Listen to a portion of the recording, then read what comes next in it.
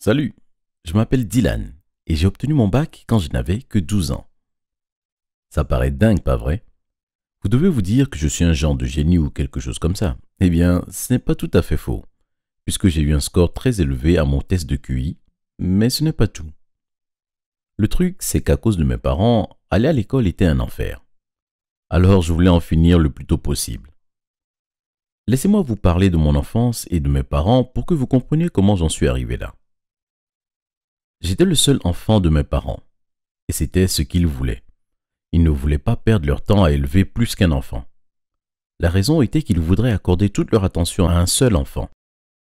De cette manière, ils me feraient exploiter pleinement tout mon potentiel. Ils étaient tous les deux professeurs et s'étaient rencontrés quand ils avaient commencé leur carrière dans la même école. Ils avaient la réputation d'être extrêmement stricts avec les élèves. Ma mère adorait la façon dont mon père disputait les enfants et mon père admirait la façon dont elle arrivait à faire taire toute une classe d'un seul regard.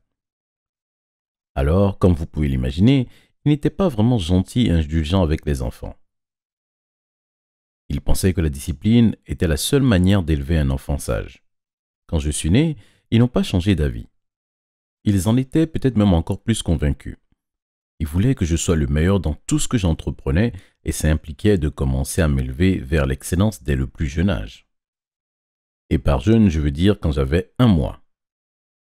Je sais que vous devez vous imaginer un petit bébé placé devant des livres. C'est une idée amusante, mais ce n'est pas ce que mes parents ont fait. Ils ont plutôt commencé un programme strict de stimulation précoce. J'avais un emploi du temps pour tout, même quand je n'étais qu'un bébé. Alors au début, ce n'était que des jeux, mais des jeux très structurés. D'abord de la musique, puis de la lumière, puis du mouvement, puis un travail sur l'élocution et ainsi de suite. C'était amusant, je crois, mais je n'avais jamais de temps pour simplement jouer sans but ou faire des bêtises. Mes parents n'acceptaient aucune bêtise, peu importe mon âge. Ils s'attendaient toujours à ce que je me comporte comme un petit adulte. Alors ça signifiait que je ne pouvais pas courir, crier, faire un caprice, rien de ce genre. Maman et papa étaient extrêmement stricts. Briser n'importe quelle règle impliquait une punition, et ils étaient très créatifs dans ce domaine. Ils savaient parfaitement comment me faire horriblement culpabiliser, de m'être mal comporté sans jamais lever la voix. Ils n'ont jamais levé la main sur moi, mais ils étaient tellement stricts que c'était quand même horrible. Ils n'étaient pas du genre à faire des câlins. Je crois me souvenir de 2 ou 3 fois, pas plus, où ma mère m'a pris dans ses bras, et d'absolument aucun câlin de mon père. Je ne crois pas qu'il ne m'ait jamais dit qu'il était fier de moi. Recevoir des éloges de mon père, c'était simplement ne pas être critiqué. S'il n'avait rien de mal à me dire, ça signifiait que j'avais bien travaillé. Mais avoir de la reconnaissance est aussi important. Mon père ne voyait pas les choses de cette façon. Il pensait que ça me rendrait faible et que je me laisserais aller. Donc voilà, c'était mon enfance. Pas de câlins, des punitions à répétition et une énorme pression pour être le meilleur. Ah oui, j'allais presque oublier de vous parler d'un autre détail. Ce n'était pas assez d'avoir des bonnes notes. Oh que non. Si j'avais un A, mais que quelqu'un d'autre avait un A+, j'avais échoué. Je devais être le meilleur dans chaque cours.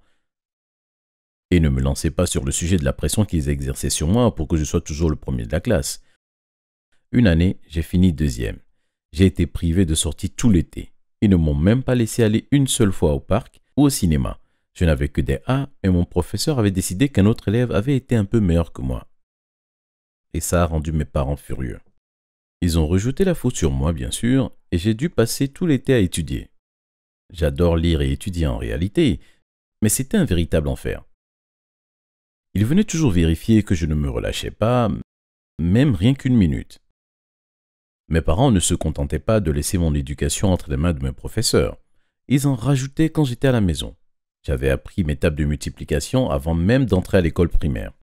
Ils m'interrogeaient tout le temps et se sont rapidement rendus compte que j'apprenais extrêmement vite.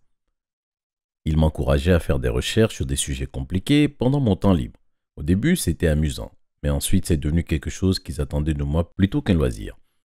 Même mon temps libre devenait une sorte de corvée. Ils allaient aussi continuellement voir le principal de mon école pour le forcer à me faire sauter des classes.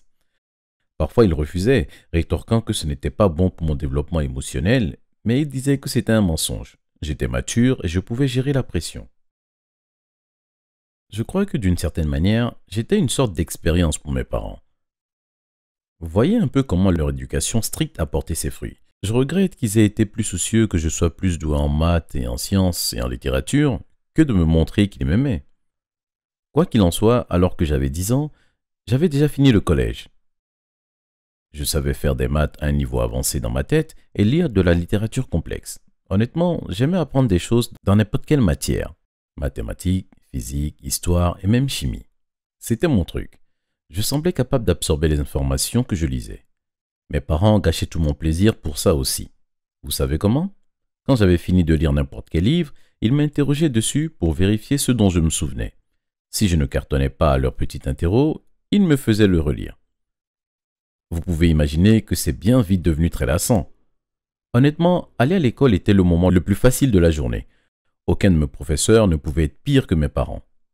C'était en quelque sorte l'endroit où je pouvais me détendre, étrangement, mais je détestais quand même ça. Parce que dès que j'arrivais à la maison, mes parents me harcelaient avec toutes sortes de questions. Avais-je été le meilleur en cours aujourd'hui? Répondu à toutes les questions? Avais-je eu des examens? Et mes devoirs?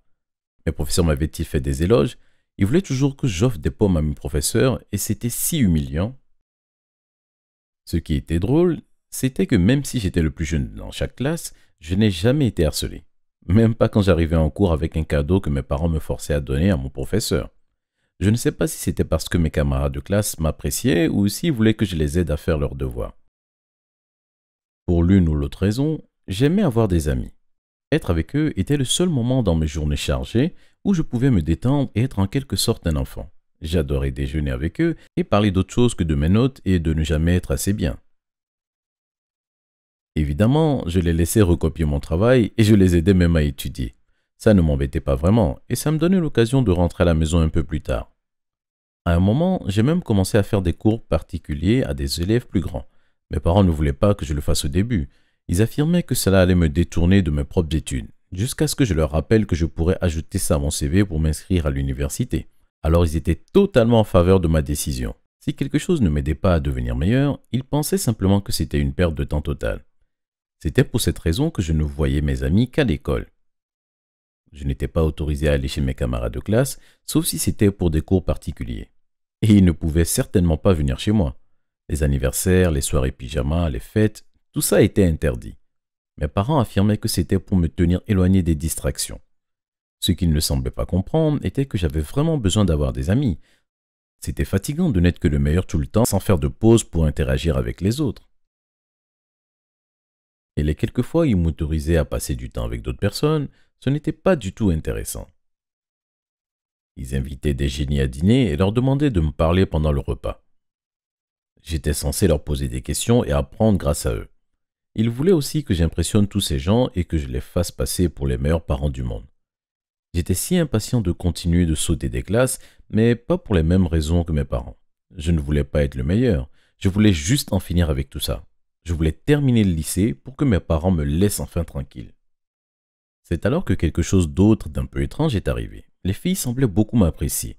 Je ne sais pas si c'était parce qu'elles me trouvaient mignon ou parce que mon intelligence leur plaisait ou autre chose, mais les filles me parlaient tout le temps. Au début, j'étais bien trop timide pour continuer la conversation et je marmonnais une excuse pour partir. Puis j'ai commencé à parler avec elles maladroitement, ce qui était tout aussi pathétique. Quelques années plus tard, j'étais enfin capable de faire face aux filles sans rougir ni bégayer comme un idiot. C'est à ce moment que j'ai rencontré Piper et je l'appréciais vraiment beaucoup. Elle était intelligente et belle et avait un si beau sourire. Je savais qu'entamer une relation serait compliqué parce que ça me demanderait beaucoup de temps et mes parents avaient planifié chaque jour bien en avance. Je ne savais pas quoi faire au début, mais la pression que mes parents exerçaient sur moi depuis que j'étais bébé est finalement devenue insoutenable. Je leur ai parlé et leur ai demandé ce qu'ils penseraient si je sortais avec une fille. Ils ont totalement paniqué. Ils m'ont dit qu'avoir une petite amie était beaucoup de travail. Ma mère m'a même dit que c'était une idée ridicule. Alors j'ai acquiescé, mais seulement en apparence. J'ai décidé d'agir en cachette et de sortir avec Piper sans leur dire. Ça a duré quelques mois. Maman et papa ne se doutaient de presque rien, mais une fois ou deux, ils m'ont vu avec elle et m'ont sévèrement grondé. Ils m'ont rappelé qu'une fille ne serait qu'une distraction qui m'empêcherait d'atteindre mon vrai potentiel. Mes parents semblaient un peu fiers. Après tout, j'avais eu mon bac à 12 ans, mais ils se sont mis à parler de mon avenir le jour même. Je n'arrivais pas à croire. Ça ne s'arrêterait pas tant que je ne m'éloignerais pas loin d'eux. Au final, j'ai décidé de rompre avec Piper. Elle était charmante, mais nous prenions chacun un chemin différent. J'ai réussi à entrer à l'université et ça signifiait partir loin de mes parents. Pour me permettre de faire ça, ils ont décidé de m'émanciper quand je n'avais que 13 ans. Je n'arrivais pas à croire que j'étais enfin libre. Évidemment, ils ont cru qu'ils allaient continuer à diriger ma vie, mais je leur ai fait comprendre que ce ne serait pas le cas.